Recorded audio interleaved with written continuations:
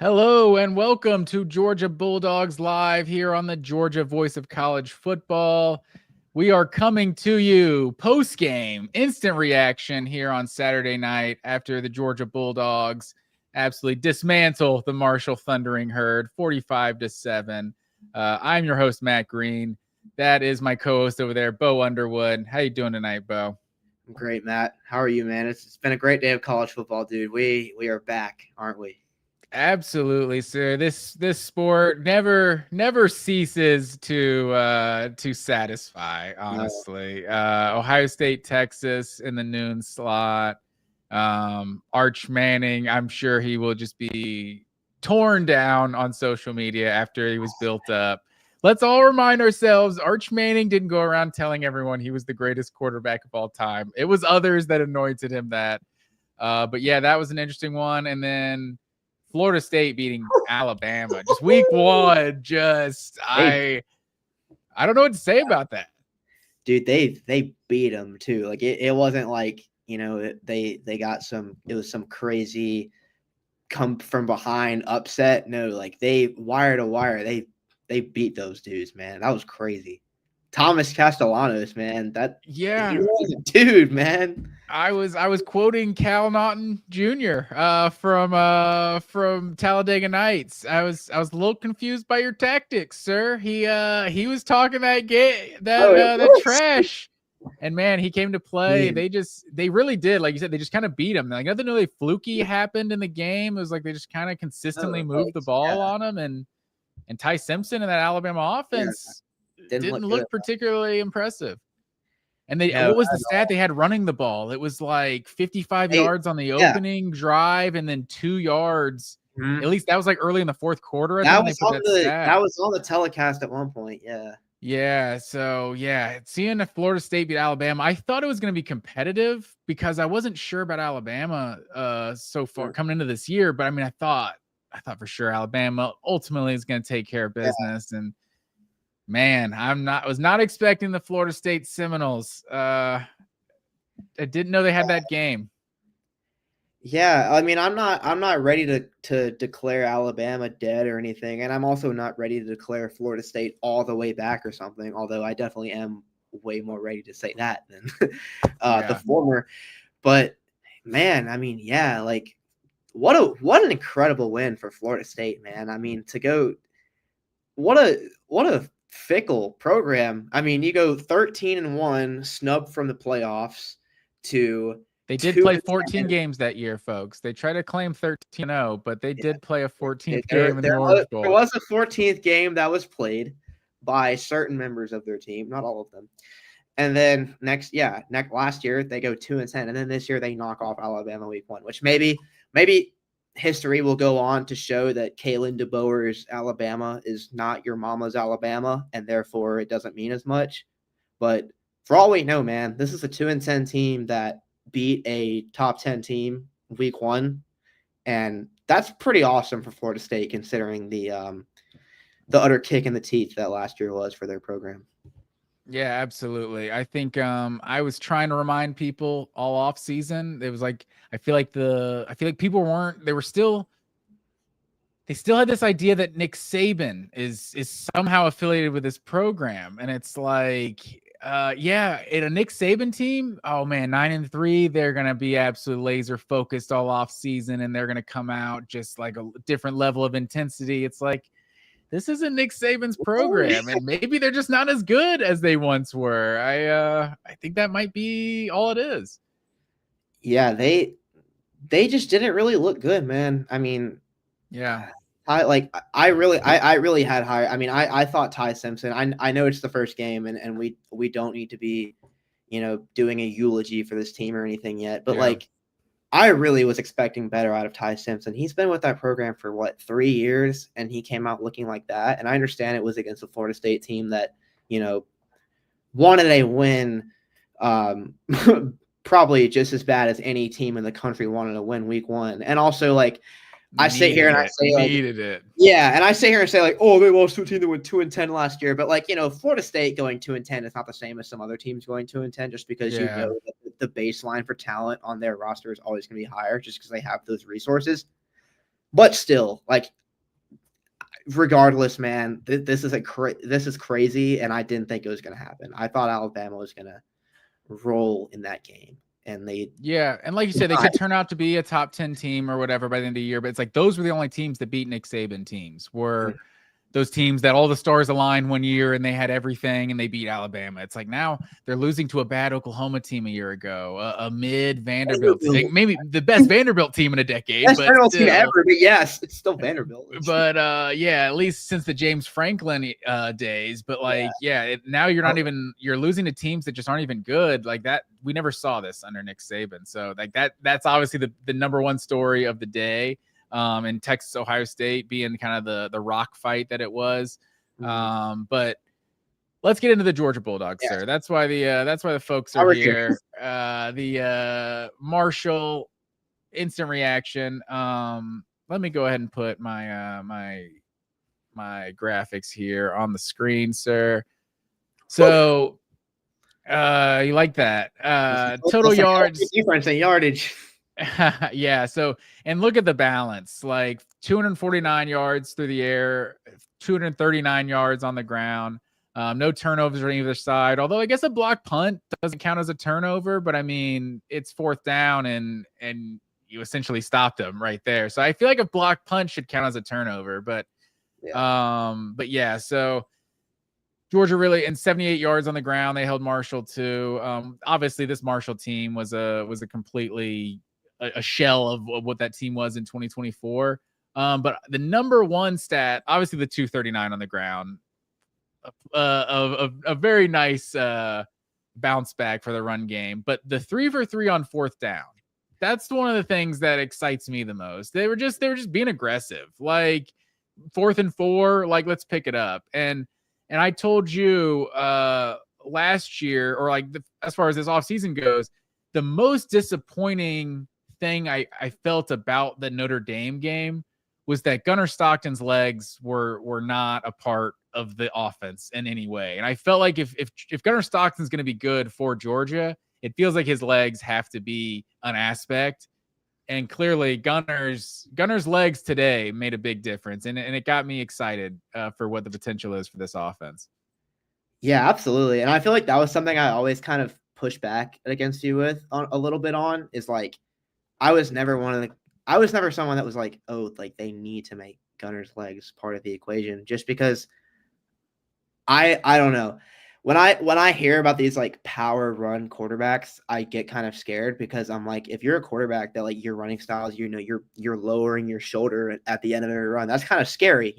Sometimes you're just like a Jalen Hurts, Cam Newton type of guy, and you're just insane at it, and it doesn't matter. But I thought after seeing Gunner get his head nearly taken off in the SEC championship against Texas last year, I kind of thought like, okay, this guy is clearly a dog, and this guy clearly just loves playing ball and loves, running the football and trying to run a guy over. But the coaches are not going to want that. They're not going to want to put his body on the line every play, because, I feel like it's in his DNA as a player to just like want to be physical and want to do that. And I was pretty pleasantly surprised with how much they used him as a runner, man. I really wasn't expecting that many design runs for Gunnar Stockton at the beginning of the game. And I mean, it wasn't just him, following his blocks and making a play in structure or anything. Like, that option that he had, he made a really nice move. He put his foot in the dirt and put it up. Like, that was a fourth down, right? Yeah, it was. I want to say. I believe so. Yeah. I mean, he's got some really nice instincts as a runner, not just as a power guy, but as like, just a feel for space, a feel for where to plant and where to cut. And I guess I know it's week 1, and I know it's against a Marshall team that is just, I mean, they have 50 incoming transfers. They were dead in the water coming into this game. So I know all of that is worth noting, but like, I was very, very pleasantly surprised to see how much they prioritized Gunnar Stockton's legs, and how much, he was actually making plays versus how much it was just him, following the design or whatever. So that was awesome. That's fair. It wasn't just like managing the game or whatever. He was actually making some plays. 10 for 73 and 2 touchdowns on the ground for Gunnar Stockton.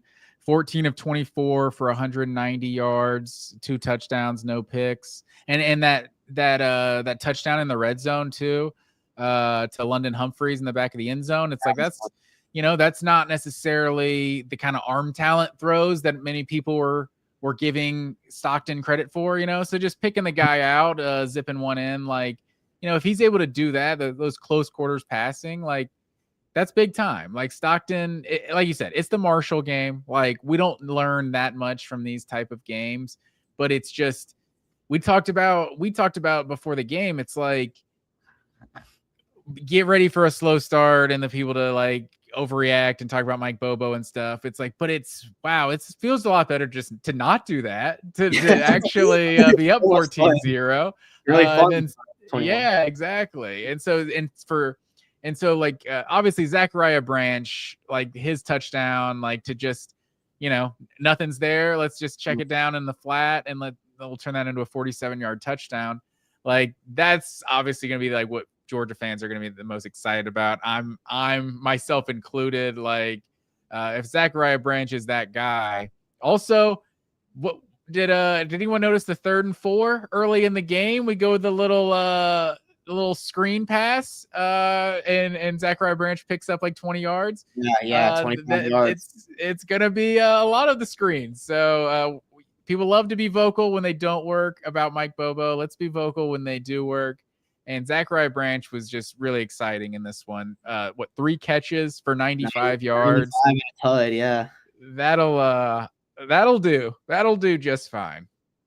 Absolutely, man. Zachariah Branch was awesome, man. I know we all held our breath for a little bit when he went down after that punt return, but I think it just ended up being a cramp. But yeah, for sure. Man, I mean, now I know like him catching that little dump off and like cribbing it after 45 yards, like that's not a play that he's gonna be able to make against an SEC defense, of course. But the fact that he put that type of speed and burst on tape in the first game kind of confirms everything that we were saying about his athletic ability this whole offseason. Like that is a guy that guy just has rare, ability that like nobody on the team had last year. I mean, Arian Smith had fantastic long sprinter speed, but it took him a while to get into that gear. Zachariah Branch looks like I know we're going off a 3 catch sample size, and I'm going to keep hedging all of my opinions here, which I don't mean to do, but Zachariah Branch really does look like a transformative player for this offense after week 1. He looks like the real deal. Yeah, he definitely looked just as good as advertised. Noah Thomas ended up with 0 catches in this one. Yeah, I only remember like 1 target off the top of my head. They went for him in the end zone. Like, yeah, there may have been another one, but I don't even remember him being targeted that often. Yeah. Let's talk about the deep. Here we got Sacred Grove in the chat here saying, we didn't give up a play over 15 yards for the second string guy in the game. I think Georgia also finished with I think they had 8 drives that were like 3 plays or less for the offense. Like they forced like 3 and outs. Defense looked pretty crazy in this one. Yeah. Was there anybody who individually stood out for you? Because I have a guy that I want to say, but I want to. Well, yeah, go ahead. Just the run defense in general was just kind of swallowing them up. I think this was the best game of Raylan Wilson's life, dude. Raylan Wilson, I swear to God, was in on like every play. I mean, he had a really nice sack in the first quarter where, quarterback held the ball a little bit too long and tried to extend the play for a little too long, and Raylan was just there nipping that in the bud immediately. He had a really nice TFL on either the first or second drive. And like overall, man, like it just looked like he was just seeing everything. I mean, like he wasn't thinking, like he was just playing football, and all of his instincts throughout the game just proved correct. And you and I, we spent a lot of time this offseason really hyping up the inside linebacker room. We're like, CJ Allen is a stud. Chris Cole is going to be a stud. Justin Williams, number 1 linebacker last year, going to be a stud eventually. The one guy that we always kind of brushed over a little bit, we're like, yeah, we know he's a starter, but if anyone's like the lower ceiling guy of the group, it's Raylan Wilson. Well, through one game, Raylan Wilson looked the best out of any of them, man. He looked like a freak out there today. He definitely did make more plays in this game than any of the other inside linebackers. I think Chris Cole ended up being 3rd or 4th in tackles in this one.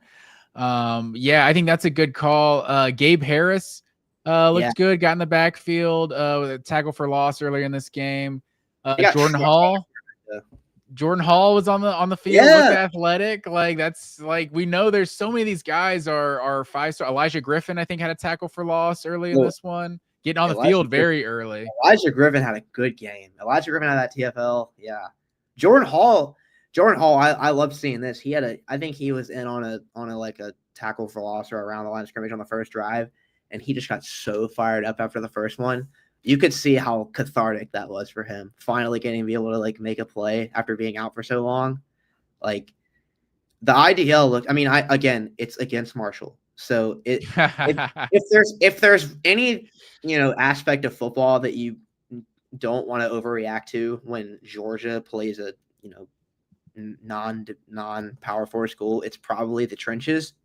But the IDL did, all things considered, look like it had a lot of depth today, which it didn't really have last year. So hopefully those guys can stay healthy. Yeah, for sure. And KJ Bolden, I felt like he looked a year better. Like he looked like a sophomore. I feel like he looked a little no shade, but he looked a little skinny last year. Like he hadn't been in that Georgia weight room for a whole season. Like he looks just bigger and better, like faster. So I was impressed with KJ Bolden in this one. I think he's the best player on Georgia's defense. Didn't know anything about Dalen Everett not playing. Yeah, what was up with that? That was kind of out of nowhere. I was like, oh, Daniel Harris is on the field first play of the game. I was like, oh, Ellis Robinson is Ellis on the game. Yeah, okay. So no Dalen Everett. That was a little surprising. And maybe if it's a big game, he's healthy enough. Maybe you wanted to take the scrimmage all the way to the season. Like, let's go ahead and put Daniel Harris and Ellis Robinson out there, see who's better. Maybe the competition is going all the way to then. I'm not sure exactly. I mean, I'm sure if he was 100%, he would play. But also Kyron Jones, I'm pretty sure he got the start at the other safety spot. He's the one I saw play the most. Yeah, Zion Branch didn't get in until the very end. I saw a decent bit of Adrian Maddox too, although I think a decent bit of those snaps could have been at star.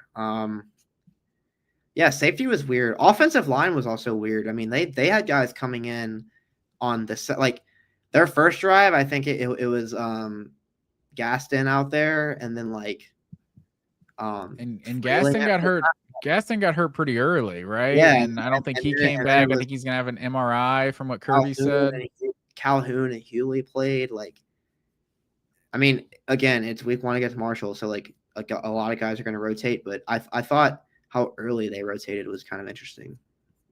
Yeah, I think that's true, and I think Ernest Green also left this game and didn't come back. So who knows if it's a big game if these guys come back, like kind of Zachariah Branch too. It's like if he needs him, like maybe it was just cramps and he comes right back in the game. I don't think he played after that punt return if I remember correctly, but yeah, hopefully Juan Gaston, from what we've heard about him in practice and everything, it would be a real bummer if this guy's just not available. Pulling a 2021 Tate Ratledge just game. Yeah, no, exactly. That would be a bummer. But how about Dwight Phillips? How about Dwight Phillips, man? That was probably the most surprising thing offensively to me. Like how early he was getting carries. I mean, I could look up our predictions of the rushing production, and I'm sure neither of us had Dwight Phillips in the top 4 of the run game. I think like maybe 5th. And for him to have 5 carries, 60 yards, first touchdown of the season. I don't know what the odds are on Dwight Phillips, or what the odds were on Dwight Phillips scoring the first touchdown of the season. But great. I would have bet against it. Yeah, he looked awesome, man. I mean, he's got the pedigree. His dad was a multiple time Olympic gold medalist sprinter, but I mean, he just looked he just looked crazy fast. And that first touchdown he had, he just shot through the gap. He ended up averaging like 12 yards a carry. I mean, he was Georgia's best running back today. And I know his thing has always been that he's, a small scat back, and his abilities in pass protection, his abilities on third down, and even just as a receiver is going to be limited because of that. But like if he's that fast and that quick, you might just have to play him anyway. Like some Yeah. guys are just so good at football that they can overcome that. And Dwight Phillips looks really good today. Yeah, and I appreciate Staker Grove chiming in on the chat here. I thought McCray was second back. That was kind of one of my bigger questions, because that's definitely what I was expecting. I think Nate Frazier, 11 for 47. You saw all you needed to see. Like, it's Marshall. Let's see what the other running backs can do. But the fact that Dwight Phillips was the second running back on the field, basically, and then Chauncey Bowens, I would say, was probably the third running back. You really didn't see McCray or Bo Walker until it was garbage time. So I was a little surprised by it taking Josh McCray so long to get on the field. Yeah, I mean, Georgia, I don't think they really did this much last year, but they released a starting depth chart like right before the game, and McCray was listed as the 7th running back. And wow. I think a lot of that has to do maybe they really do think he's the 7th best running back, but I would be willing to bet a lot more that it's just because he had an illness that like kept him out of a lot of fall camp and probably just held back his like conditioning and preparation in general. So they just didn't feel like he was ready. So if they continue to release depth charts throughout the year, I would expect him to like creep up that a little bit, but yeah, today, I mean, he didn't get in at all. I think he carried the ball like once or twice. It was definitely interesting. I mean, I have multiple videos on this channel where I'm like, look out for Josh McCray to make an impact this year, and he didn't really look like anything like that week 1, but it's a long season. Yeah, as far as our newcomers go, I guess I'm not sure who I would say of the newcomers made the biggest impact today. Right. Who? Branch. Oh, shoot. Branch, Yeah. clearly. That's the only answer. Yeah, that's I don't know if another one really made. Elijah Griffin probably played Griffin was pretty well. good. Yeah, Griffin had a great game. Yeah, Madozi, he's out there. I don't know that he made like necessarily any plays I kind of remember. Yeah, Madozi was listed as the number 2 edge behind Quintavious Johnson also.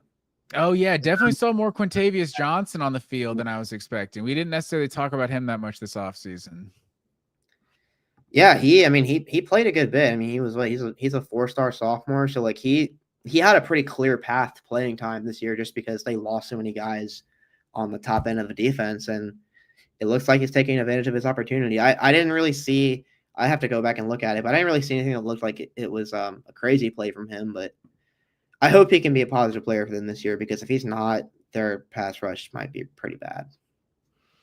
For sure. And you saw not Elias Williams, although my guy Elias Williams scored a touchdown. I tried to tell you they can't keep this guy off the field. He's going to score touchdowns. But Ethan Barber was in the game very early. Like he was I was like, wait, who's number 9? I don't remember a receiver number 9. Oh, that's a tight end. He looked more like a receiver than I was kind of expecting once I saw him in a Georgia uniform. Yeah, that Elias Williams touchdown was awesome, man. That was really cool. Ryan Palisi took them on a crazy drive at the end there. He looked pretty good as well. I thought Ryan Palisi had a really nice throw and catch on a timing route to Thomas Blackshear. Like the backup, the freshmen and the young guys that don't play a lot, they had some really nice plays today. Yeah, for sure. It was exactly what you want to see in one of these type of games. Unless you're a gambler, we tried to tell you folks, 38.5, I believe is the number. I didn't feel good about it. They almost did it. What were we sitting at? Like 38-0 going into the fourth quarter. Yeah, it was 38-0. That's tough. We told y'all not to take the spread, so if y'all did, it's not our fault. Yeah, absolutely. But anything else? Any other takeaways you had from this one, sir? Let me think. The pass protection was not that good, I thought, for a lot of it when Stockton was in the game. I don't think the passing game looked very efficient. You look at the third down number, 6 for 16 on third downs. I feel like that a lot of that was because when Georgia got in clear passing situations, the protection just wasn't great. And, hopefully Stockton's athleticism will provide something to overcome that. But like, if the Micah Morris injury that happened today turns out to like kind of be something, and Georgia has a really young offensive line, I might be a little bit worried about the offensive line again. I know that we're really banking on that unit to get healthy and improve, but that might not happen, dude. Yeah, I think that's fair. That's not even one of the injuries that Kirby mentioned. So maybe hopefully that means that's not anything. Because he mentioned Juan Gaston, Ernest Green, and Dalen Everett in the post game. So maybe no one asked about Micah Morris, but so hopefully that means that there's no news. No news there, because that's probably the most experienced guy on that offensive line. Year, yeah. All right, sir. Well, that's all I have. We'll come back to the people Monday, 7:00, as we do every week. And right now, Clemson's up 3-0 on LSU. Okay. So you didn't miss anything. We'll see what happens with that game. That's probably the most exciting one of the nightcap. But anything else from you, good sir, over there? I think that's all I got, man. We'll see who's the real Death Valley in a couple of hours. Absolutely, sir. Unfortunately, next week, we're still just talking Austin Peay, another cupcake. But this may have been the perfect year for Georgia to get a couple of cupcakes to start the season, and be ready to go to Knoxville. Tennessee looking good at times, but Syracuse did put up a 30 spot in that game. 26. It was 45-20 final. What was it? 45-26? 26, yeah. Okay, so. Yeah, we'll see. We'll see what Tennessee is and the rest of the SEC. But yeah, that's all I have, sir. Excellent first day of the college football season. I appreciate everyone who's joined our live show here. Our instant reaction will come to you every Saturday after the game. So every Saturday that we can. I don't know. We'll see. We're up in the air, but we'll try to come to you every Saturday for our instant reaction. But please like, share, subscribe to the channel and all that good stuff, and get us to 2,000 followers. So I appreciate everybody, and as always, go Dogs. Go Dogs. College football is even more exciting when you've got some action on the line, and the games are even better when you're cashing in. And the Voice of College Football is the place to be to get the greatest value. Start with my picks. 75% against the money line, 58% against the spread, and I've got a 40-plus year track record. 11-0 in the college football playoff for me last year against the money line, 8-3 against the spread. And I'm just the warm-up act. Steve Merrill of Wager Talk is our ace in the hole, show stopper. 7 years with the Voice of College Football, over 30 years in the industry. Steve gives us analysis on all the big games, but you can't miss Steve's weekly under-the-radar pick. 28-12 against the spread the last 3 years. You also get picks from some of our top analysts here at the Voice of College Football, including Corey Bratta, Matt Zemek, and Steve Dace. Check out those numbers. Become a YouTube or Patreon member for just $99 per month. Go to the main channel on YouTube, click join, and then select the betting tier. Do the same thing on Patreon. Make 2025 a winner now.